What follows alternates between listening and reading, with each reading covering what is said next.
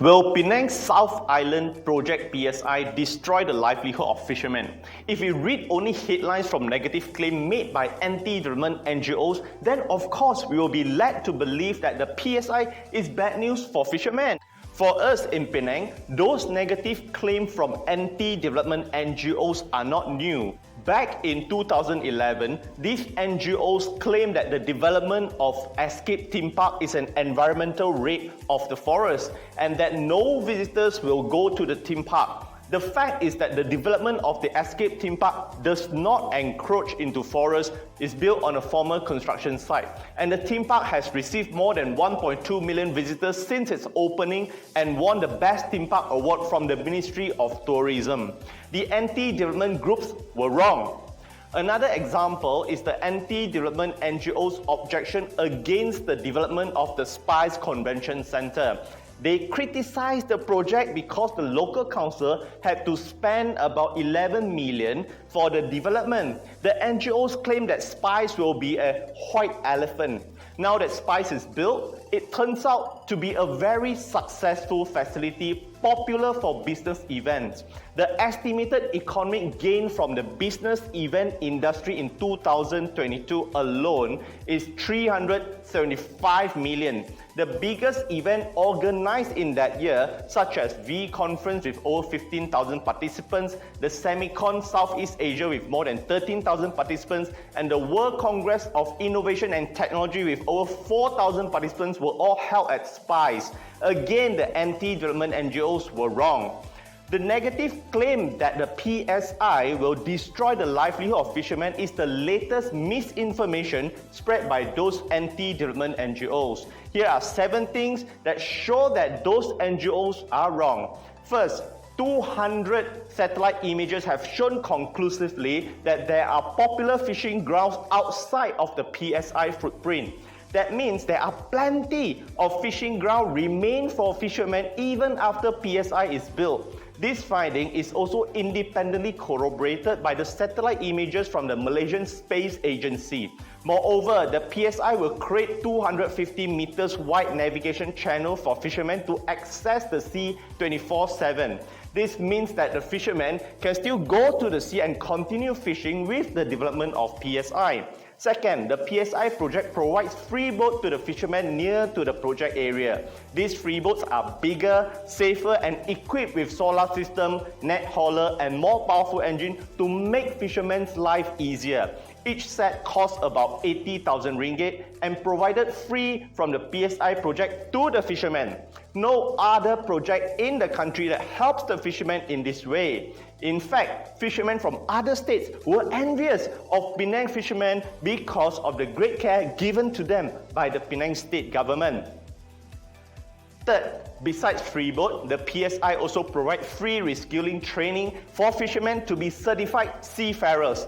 This is to empower fishermen with additional skill set should they want to switch job and earn extra income. On top of that, the PSI also prepares up to 20,000 ringgit ex-gratia financial aid for qualified fishermen. Fourth, PSI provides free tuition and scholarship for fishermen's children. 90% of the fishermen's children do not want to be fishermen. However, without development that creates jobs, many of them may not have other alternatives. This is why the development of PSI is so important. It is estimated that the project will create over 400,000 jobs, of which will benefit many locals. And some may ask, can the PSI really create so many jobs and elevate the socio-economic conditions of the locals? To answer this, we just need to look back to the development of the Bayang Lepas Free Industrial Zone. In the 1960s, the area was filled with paddy field with many locals working as farmers. Penang's poverty rate at that time was over 40%. Penang's GDP per capita was 12% below national average. Then industrialization took place with many factories coming in. The Bayang Lepas Industrial Zone was later expanded through land reclamation to set up more factories. Today, hundreds of thousands of Penangites are working there. Children of farmers are now high-skilled technicians, engineers and managers. Penang's poverty rate right now is about 2% and GDP per capita about 20% above national average. The socio-economic condition of an entire generation in Penang was raised, and Penang is now called the Silicon Valley of the East. Penang has done it in the past, now we should do it for the future. Fifth, many fishermen who support the PSI are being bullied and silenced by the Fishermen Association. The Fishermen Association is against the PSI, although many fishermen support the project. Survey shows that 75% of local fishermen agree with the PSI project. In fact, over 400 fishermen appeal to the Penang government to resume the PSI. However, it has been reported that the fishermen who support PSI are being allegedly sidelined by the Fishermen Association. Fishermen who support PSI allegedly face difficulty renewing license and insurance through the association. Saya ada lesen saya dah hampir 20 tahun. Tak ada masalah bagi saya lah. Tapi tiba-tiba lesen saya nak mati pada 22 hari bulan 4 tahun 2023 ni, saya tak dapat memperbaharui lesen. Atas alasan saya dikatakan menyokong projek tambakan laut. 唔是我丢呢，几那只，只那好几只，伊咪sign噶咯。我来生无事，我小弟来生无事啊，伊咪 sign 好到啫，我觉得奇怪咯。 Without these documents, fishermen won't be able to work and receive monthly allowance and fuel subsidy from federal government. Those anti-development NGOs that claim to fight for fishermen's rights are silent and doesn't voice out for those fishermen who are allegedly bullied by the Fishermen Association. Instead of helping those fishermen who are sidelined by the association, those NGOs are working closely with the Fishermen Association to protest against the PSI. Fortunately, the PSI Engagement Center steps in and helps to renew these fishermen's insurance and license so that they can continue to work. 6.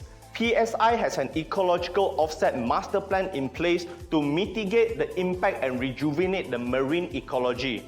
In fact, even before the reclamation started, PSI has directly and indirectly involved in the planting of more than 3,600 mangrove trees and released 2 million fish fry. Proven techniques such as the deployment of artificial reef, fish aggregating devices, and construction of eco-shorelines will also be carried out under PSI. Experts from University Science Malaysia and other marine consultancies have been engaged to conduct studies to monitor and improve the fishery condition in the PSI nearby area.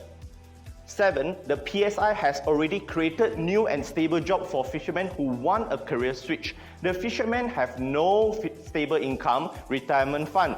The PSI has created jobs with stable income and provides EPF. Many local fishermen are currently employed under the PSI project. So, who is stopping the livelihood of fishermen here? On one end, there are those negative anti-development NGOs and their partner, the Fishermen Association, that has allegedly bullied fishermen. Or on the other hand, there is the PSI project that provides free boats that are bigger, safer, and well-equipped for the fishermen, that prepares financial aid and free reskilling skill training to empower fishermen, that give free tuition and scholarship for fishermen's children, that creates various job opportunities with stable income and EPF to provide career alternative for the fishermen community, that carries out marine research to improve marine ecology. So, who is stopping the livelihood of fishermen and who is empowering the fishermen?